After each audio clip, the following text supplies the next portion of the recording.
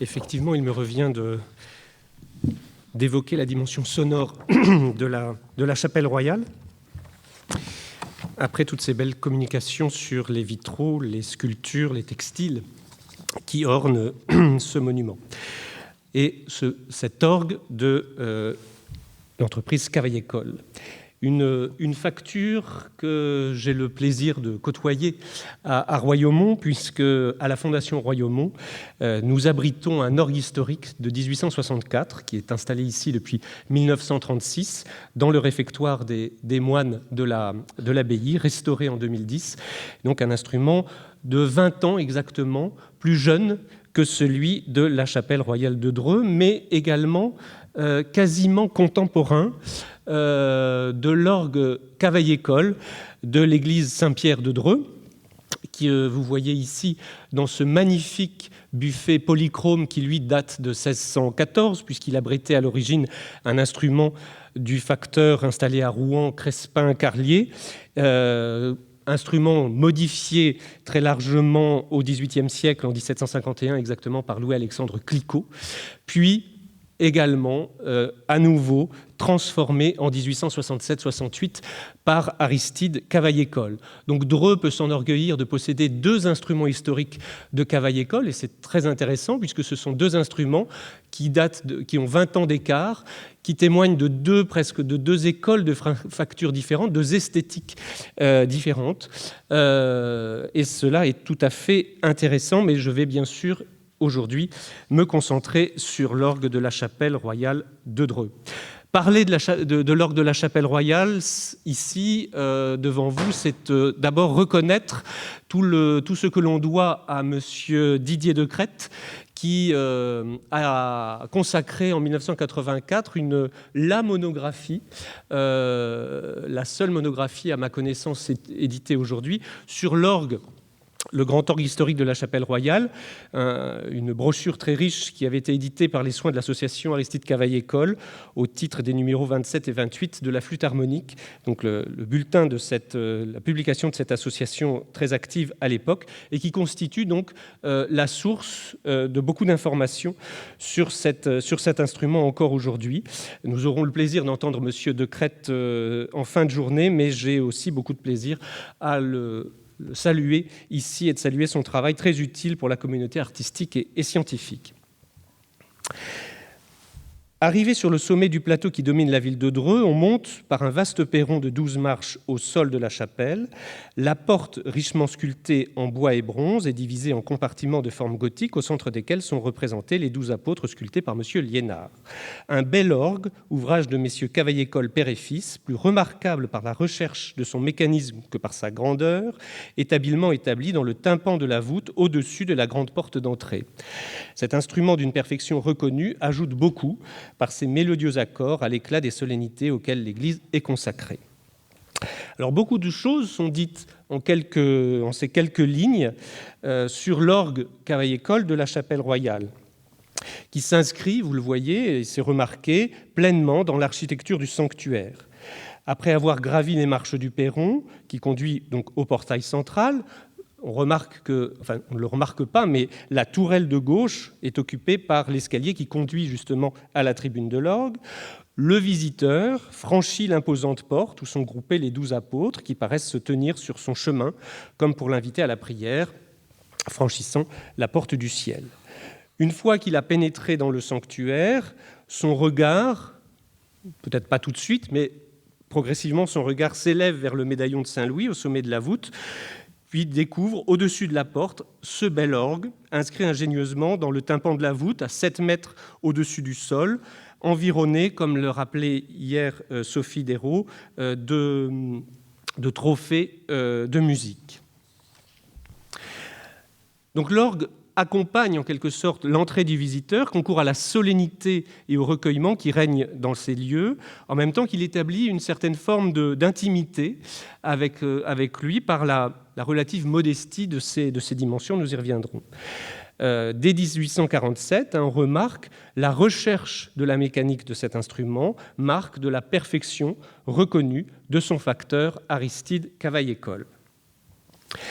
Établie à Toulouse depuis les années 1770, la famille Cavaillé avait depuis plusieurs générations déjà construit des orgues dans tout le midi de la France et jusque dans la péninsule ibérique.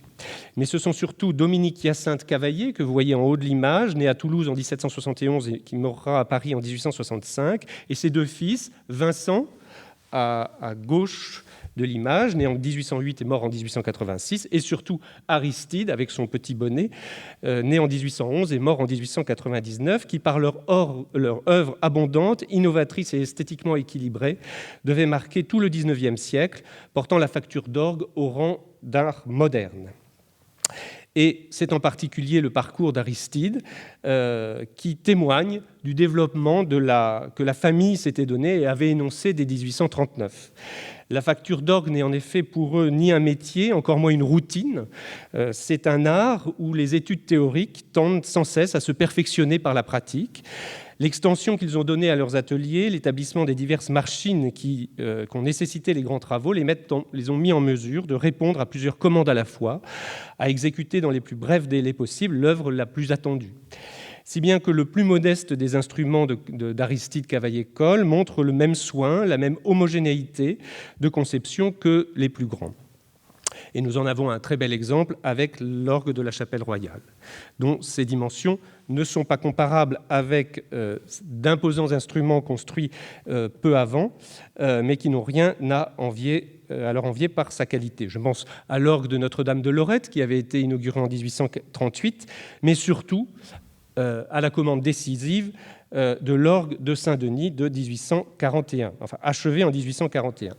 Je ne reviendrai pas ici sur les conditions dans lesquelles Aristide Cavaillé-Coll avait remporté sur ses concurrents John Abbé, Louis Calinet, Louis-Paul Dallery et Pierre Érard, ce concours, cette prestigieuse commande, monumentale commande de l'orgue de Saint-Denis à l'issue d'un concours lancé dès 1833 par Thiers et arbitré par une commission formée de membres de l'Institut. À l'issue d'un chantier de construction de plus de 7 ans, de 1834 à 1841, Aristide Cavaillé-Coll avait pu s'enorgueillir d'avoir réalisé l'instrument le plus considérable qu'il y eût jusque-là en France. Mais naturellement, pour le facteur, cet instrument devait installés dans la basilique royale de Saint-Denis, revêtaient une valeur toute particulière. Conscients des qualités de leurs travaux, et les facteurs vont transformer l'événement qui a constitué donc la réception de cet instrument en une campagne publicitaire sans précédent, on peut dire, afin d'imposer leur facture comme la principale maison d'orgue française. Une fois l'instrument achevé, effectivement, les cavaliers n'hésiteront pas à le faire jouer, à le faire visiter à grand renfort d'articles de presse et de courriers adressés au monde musical, mais aussi au cercle du pouvoir. Et le dernier lot de courrier daté du 18 septembre 1941, c'est-à-dire 4 jours avant l'inauguration officielle de l'instrument, est justement adressé à différents membres de l'entourage de la famille royale et de la Légion d'honneur. La construction des grandes orgues de Saint-Denis consacre véritablement la réussite et l'ascension de Cavaillé. Et s'il convient de ne pas chercher à comparer dans ses dimensions l'instrument de la nécropole des rois de France à celui du Saint-Louis de famille, pour reprendre l'expression du comte de Montalivet à propos de Dreux, l'édification pleinement réussie du grand orgue de la basilique royale constitua sans doute un précédent décisif pour la commande drouaise. C'est justement à l'instrument de Saint-Denis que la presse fait explicitement référence lorsqu'elle annonce au cours de l'été 1844 la commande pour la chapelle royale. Le roi vient de commander un orgue pour la chapelle royale de Dreux à messieurs Cavaillé-Coll, les habiles facteurs de l'orgue de la basilique de Saint-Denis qui ont obtenu la médaille d'or à l'exposition. L'exposition, c'est l'exposition des produits de l'industrie française qui s'était tenue entre le 1er mai et le 29 juin 1844 sur les Champs-Élysées à Paris et qui avait en effet achevé de couronner les Cavaillé-Coll et marqué leur ascendance sur leurs concurrents directs, les Doblaine-Calinet. La médaille d'or qui leur fut alors décernée récompensait leurs efforts constants, ce qui les avait conduits de perfectionnement en perfectionnement au plus haut point auquel semblait que l'orgue puisse jamais arriver. Dans une des vastes salles du Palais de l'Industrie, les Cavaillés avaient, entre autres, présenté un magnifique, je cite, instrument qu'ils avaient été appelés à confectionner pour l'église royale de Saint-Denis et qui, malgré sa dimension moindre, en possédait toutes les admirables qualités. Jamais depuis ce dernier, la douceur, la majesté, la puissance de son, la facilité et la légèreté du clavier n'avaient obtenu dans les orgues d'aussi magnifiques résultats. C'est ce que l'on lit dans l'Industrie, cet ouvrage publié en accompagnement de l'exposition en 1944 au chapitre des grandes orgues d'église. Et ce sont ces mêmes qualités techniques et sonores que l'on reconnaîtra à l'orgue de Dreux, qui fut le premier instrument pour lequel les facteurs purent légitimement apposer sur la plaque d'adresse, au-dessus des claviers, leur qualité de facteur du roi. Il est fort probable que les cavaliers aient pu compter, s'il en était besoin pour cette commande de Dreux, sur l'appui de leur ami, le compositeur Sigismund Neukomm, né à Salzbourg en 1778 et qui mourra à Paris 80 ans plus tard, en 1858. Cet élève de Haydn, aujourd'hui un peu oublié malheureusement, avait fait entendre sa musique sur les 3 continents. Effectivement, il avait fait ses premiers voyages au service de la musique, d'abord au service en Russie, où il était devenu directeur de l'opéra du théâtre allemand de Saint-Pétersbourg. Puis quelques années plus tard, il était parti au Brésil, attaché à la cour portugaise qui fuyait Napoléon, et enfin en Europe, plus particulièrement en France, où il fut reçu en 1822 par la princesse de Vaudémont, qui le présenta au duc d'Orléans, le futur Louis-Philippe. Je fus accueilli, dit-il, avec autant de bienveillance par toute cette noble famille, comme si on avait été un des membres de leur cercle intime. Madame Adélaïde, sœur du duc, fut pour moi une véritable protectrice. Son Altesse royale était douée des dispositions les plus heureuses qu'elle avait cultivées et augmentées à l'école du malheur pendant l'exil à l'étranger. Elle possédait un véritable talent d'artiste sur la harpe. J'avais l'honneur de dîner régulièrement 2 ou 3 fois par semaine à la table du duc et j'accompagnais son Altesse, Madame Adélaïde, soit avant, soit après le dîner, sur le piano ou l'orgue expressif. Alors, bien qu'ayant travaillé pendant 20 ans au service du prince de Talleyrand, Neukomm est resté un familier de la famille royale et c'est à lui, en 1844, que l'on passa commande d'une messe de requiem composée pour la chapelle royale de Dreux, pour 4 voix d'hommes, avec ou sans instrument. Et M. de Crête me disait que vous pourrez entendre cette œuvre, je crois, à l'automne prochain. Cette œuvre est intéressante parce que, non seulement musicalement, vous vous en rendrez compte par vous-même, mais aussi parce qu'elle s'inscrit dans un paysage assez rare à cette époque de commande royale en matière musicale, et particulièrement dans le répertoire sacré. Elle a été voulue expressément pour célébrer en la chapelle royale le triste anniversaire de la disparition du duc en 1844, et elle fait donc figure d'exception, et elle s'inscrit dans l'émergence d'un renouveau pour le chant grégorien, auquel donc les célébrations de la mémoire du prince contribuent. Et sans doute que ce renouveau, ce goût pour le chant grégorien, l'antique chant grégorien, est à mettre en rapport avec ce goût néo-gothique que l'on a plusieurs fois relevé au cours de ces journées. Donc, ami de la famille royale, Neukomm était également très familier des cavaliers. C'est d'ailleurs sous ses doigts que fut inaugurée l'orgue de l'église luthérienne des Billettes à Paris le 4 mai 1842. Sous ses doigts, Neukomm a déployé tour à tour la mélodie coquette, suave de ses flûtes, l'énergie foudroyante de ses bombardes et de ses clairons. L'organiste a donné 4 improvisations de divers caractères et s'est toujours montré compositeur profond, d'une grande habileté pour tirer parti de toutes les richesses de ce trésor d'harmonie. M. Neukomm a de nouveau justifié sa renommée européenne. Renommée européenne qu'il devait mettre au service directement d'Aristide Cavaillé-Coll, puisqu'Aristide va entreprendre un voyage en Europe, et particulièrement en Allemagne plutôt, en 1844. Et c'est sur la recommandation de Neukomm qu'il pourra visiter différents facteurs dans différentes villes allemandes et jusqu'à Londres durant l'automne 1844. J'ouvre une parenthèse ici pour souligner l'importance de cette relation entre des compositeurs et des facteurs d'orgue à une époque où la facture d'orgue, où la facture instrumentale en général n'est pas fixée, n'est pas encore une industrie, où chaque instrument répond à un projet particulier et où les facteurs et instrumentistes bien, concourent à l'édification des instruments. Et ça, je crois que c'est un point très important à prendre en considération quand on parle d'instruments anciens. C'est ce lien que des facteurs ont pu entretenir avec des compositeurs. Le facteur répond aussi à des impressions, des conseils d'un interprète, et ce sont ces deux, à la fois celui qui fait et celui qui joue, qui donnent le son, qui font le son d'un instrument. Neukomm avait d'ailleurs participé à la composition de l'orgue de l'église des Billettes. Est-ce qu'il participa à celui de Dreux? On ne sait pas, mais on peut effectivement le supposer. Ce que l'on sait, c'est qu'il est présent les 5, 6, 7 juillet 1845 avec le comte de Montalivet au moment de la livraison de l'orgue. Orgue qui est joué aussi à cette occasion par une organiste, une certaine Marina Dennen, qui est une des nièces d'un aumônier de la Chapelle Royale, Pierre-Joseph Dennen, qui est mieux connu qu'elle. Il y a encore des éléments à trouver sur cette jeune organiste qui est néanmoins gagée, dont trouve trace de rétribution dans les archives, mais qui est encore nimbée de mystère. En tout cas, l'orgue est livré donc en juillet 1845.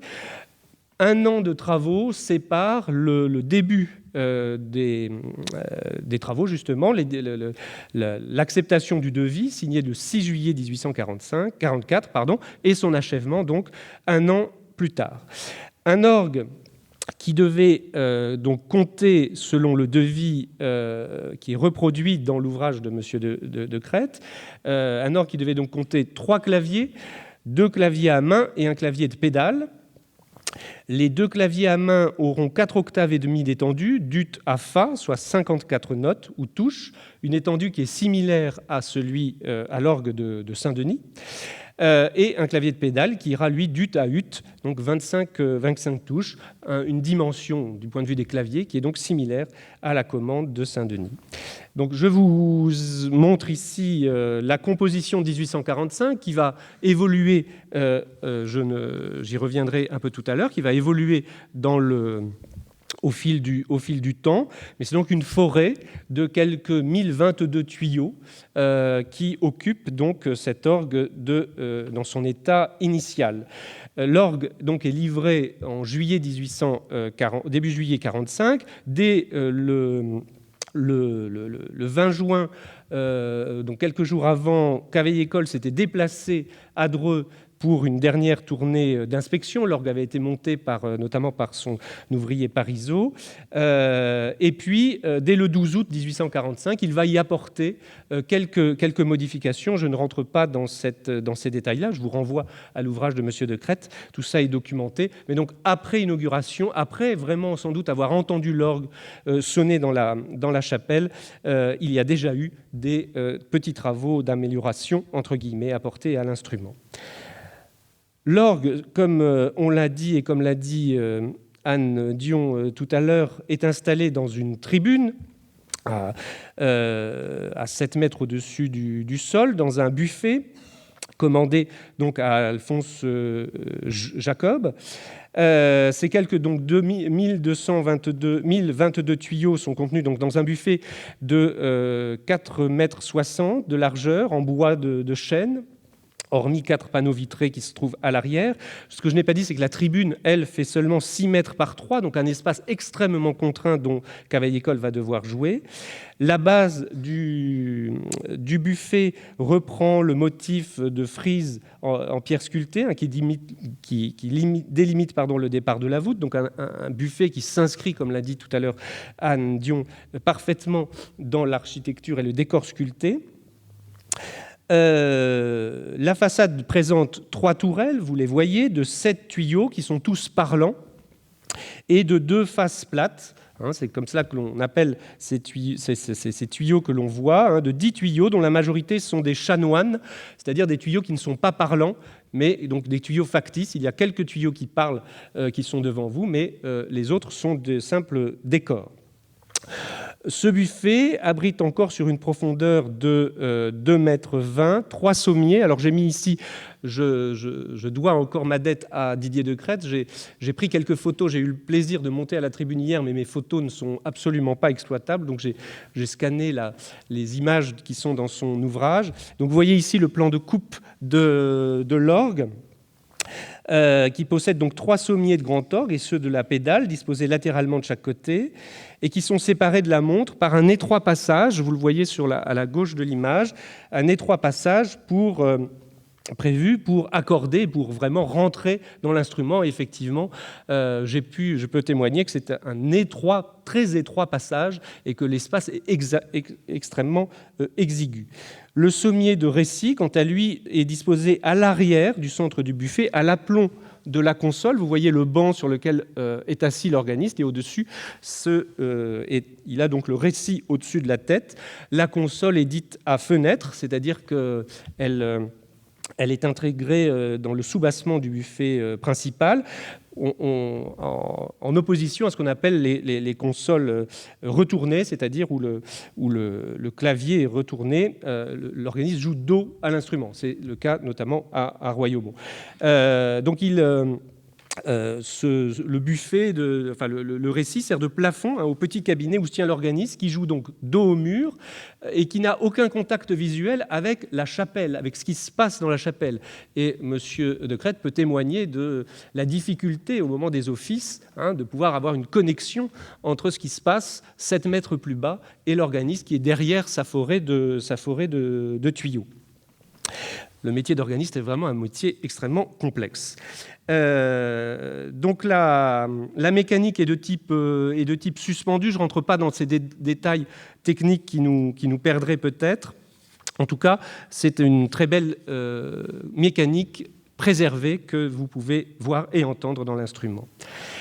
L'orgue donc, de la chapelle de Dreux appartient à ce que les spécialistes de la facture Cavaillé-Coll appellent sa première période. Ces orgues sont en effet l'œuvre d'un jeune homme de 34 ans, dont la physionomie devait se rapprocher du portrait qu'en avait tiré François Grenier en 1824, plutôt que de ces portraits photographiques qui datent des années de maturité ou de première vieillesse de Cavaillé-Coll et qui le montrent toujours un peu plus sévère. En tout cas, au moment où il entreprend son voyage en Allemagne, Guizot lui délivre un passeport dans lequel il est signalé comme mesurant 1,69 m, ayant des cheveux bruns et des yeux gris. En 1844, Cavaillé avait déjà témoigné d'un style propre, mais toujours attaché à une certaine tradition classique héritée de son père. On relève par exemple plusieurs réminiscences dans l'orgue de Dreux d'instruments de Clicquot, dont des jeux de doublettes et de montres qui semblent taillés sur les modèles de l'instrument Clicquot de la cathédrale de Poitiers. On sent l'influence aussi du travail théorique de Clicquot, d'éléments qu'il avait pu tirer du traité non achevé de Clicquot, mais sur sa théorie pratique de la facture d'orgue et qui est davantage consacré au jeu d'anche et que Cavaillé-Coll maîtrisait parfaitement. D'ailleurs, le jeu de corps d'harmonie qui est présent à Dreux est le seul exemple que nous pouvons entendre, puisque un tel jeu avait été monté à Saint-Denis, mais a été enlevé depuis. Donc des influences de l'orgue classique français qui se retrouvent dans l'orgue de Dreux, certainement, mais aussi des influences étrangères que Cavaillé a puisées lors de son voyage en Allemagne de 1944 et directement réintégrées dans l'instrument de Dreux, notamment à travers la commande des basses de la montre et des premières octaves du salitionnal, de la flûte harmonique, disposée en façade par un système de sommier à piston, une fameuse invention que Cavaillé-Coll avait pu observer lors de son voyage en Allemagne chez les facteurs Walker à Ludwigsburg ou chez son élève Haas, et qu'il va intégrer à Dreux, un système de sommier à piston extrêmement complexe à régler et qui, là encore, pose avec lequel M. Decrètre doit composer. Quant au remplacement de la voix humaine, initialement prévu dans le clavier du grand ordre par un jeu d'éoline à hanches libres, eh bien, sans doute, c'est une inspiration qui lui avait été donnée au moment où il observait à la cathédrale de Zurich. Donc, c'est un jeu de voix humaine à hanches libres qu'il considérait comme un travail admirable. Donc, l'orgue de Dreux est donc d'inspiration classique. Il est aussi ouvert sur des influences étrangères, mais aussi il témoigne véritablement des inventions du génial ingénieur organier qu'est Aristide Cavaillé-Coll. On pense à ces flûtes harmoniques dont il tira tant de fierté. Les couleurs instrumentales, l'esthétique de l'orgue de la chapelle royale de Dreux correspond fort bien à la description générale que l'on se faisait des instruments Cavaillé-Coll en 1849. Je ne lis pas forcément la longue citation que j'affiche, mais qui reprend aussi des éléments qu'on a déjà pu observer. Cavaillé a sans doute aussi joué avec l'acoustique de la chapelle. Hier, j'ai été frappé, personnellement, par une acoustique assez sèche dans la chapelle, quand on était plusieurs à se promener dans l'édifice, et pas un édifice très, très résonnant. Et sans doute a-t-il joué aussi avec cette acoustique. Sans doute avait-il en tête le projet d'installer un orgue dans une nécropole royale, un lieu à la fois de recueillement et empreint de majesté, ce qui se retrouve dans la composition de l'orgue, dans son esthétique sonore, qui offre une impression effectivement de majesté, ces anges d'une grande netteté, et en même temps d'une plénitude recueillie qui est produite par les jeux de fond. Mais l'orgue de la chapelle royale révèle aussi sans doute une personnalité propre, comme toutes les orgues de Cavaillé, une personnalité propre assez indéfinissable et sans doute qui témoigne donc de l'intelligence du lieu qu'avait Cavaillé quand il installait un instrument. À ces registres assez inhabituels, la voix angélique ou la voix céleste gambée que Cavaillé installe pour la première fois dans un instrument ici à Dreux. Donc des sonorités assez tranchantes, sans se faire agressif, qui concourent à l'équilibre très soigné de l'instrument. Les plans sonores obtenus entre le premier clavier et ceux du récit sont aussi remarquables. Cavaillé y a prêté une attention particulière et qui aboutit à une distinction des timbres en même temps qu'un fondu sonore, modèle d'équilibre, de plénitude, de pureté harmonique, qui dut plaire aussi à Neukomm s'il n'avait pas participé à la composition de l'orgue, lui qui s'élevait contre ces jeux de mutation, de mixture. Je rejette tous ces jeux qui n'ont d'autre but que de produire ce qui est convenu de nommer des effets et qui composent les horribles registres de mixture, de cymbales, de cornets, de fournitures, de plein jeu. C'est du bruit et du bruit. À Dreux, nous n'avons pas de bruit. L'absence effectivement de cornets, de plein jeu, de mutation, la présence de seulement 2 jeux de 4 pieds, de 1-2 pieds, mais aussi une abondance, vous le voyez, de jeux de 8 pieds, donne à l'orgue de la chapelle royale sans doute une patte sonore abondante, ronde, moelleuse, avec laquelle l'organiste peut jouer et qui ne manqua pas de surprendre autant que de plaire les premiers auditeurs qui assistèrent à l'inauguration officielle de l'instrument le 13 juillet 1845 lors des cérémonies funèbres pour l'anniversaire de la disparition du duc d'Orléans. La cérémonie funèbre de l'anniversaire donc de Monseigneur le duc d'Orléans a été célébrée cette année avec accompagnement d'orgue, première fois que l'orgue résonne dans l'édifice. Cet instrument construit par M. Cavaillé-Coll a été inauguré pour cette circonstance et a produit une vive impression sur la Royale Assemblée. Il a été touché par le chevalier Neukomm, c'est dire assez que l'orgue a été entendu dans toutes ses combinaisons sonores, rehaussées par les savantes improvisations de cet illustre maître qui a su toujours associer son inspiration musicale à la pensée religieuse. Pendant le cours de cette douloureuse cérémonie, on a surtout remarqué les sons d'une pureté et d'une suavité parfaite. On eût cru pendant l'élévation que la voix des anges se faisait entendre en sublimes accords dans la voûte céleste, tant les sons plaintifs et lointains de l'instrument saisissaient l'âme et la pénétraient d'une sainte ferveur. Le lendemain, dimanche, à la grand-messe et au vêpres, l'orgue a pu déployer toutes ses ressources.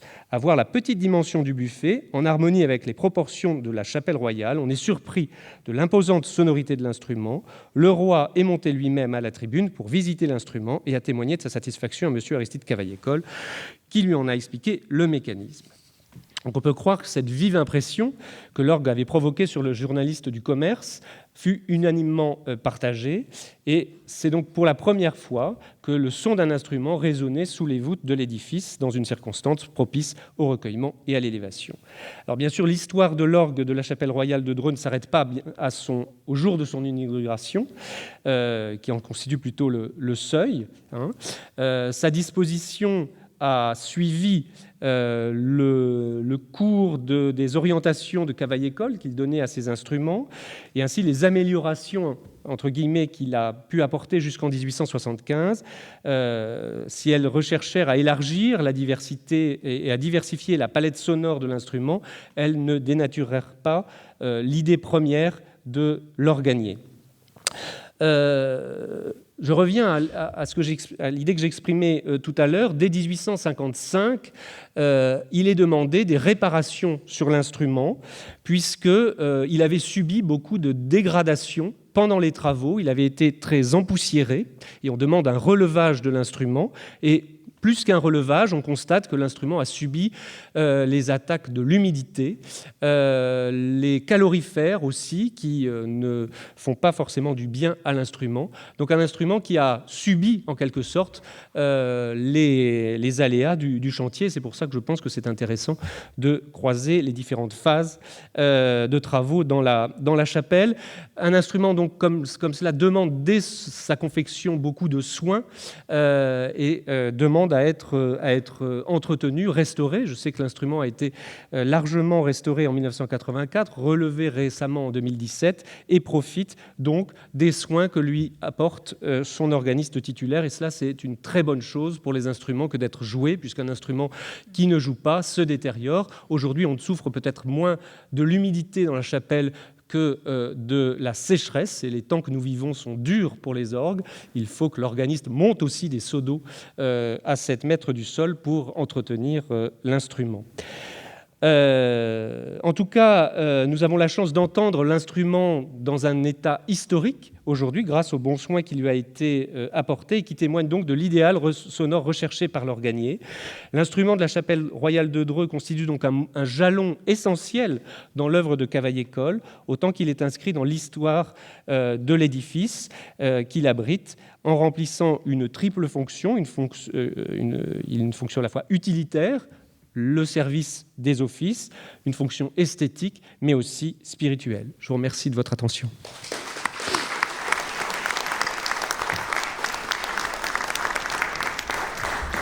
J'ajouterais que le duc d'Aumale, dans la chapelle Saint-Louis de Chantilly, avait également prévu un orgue.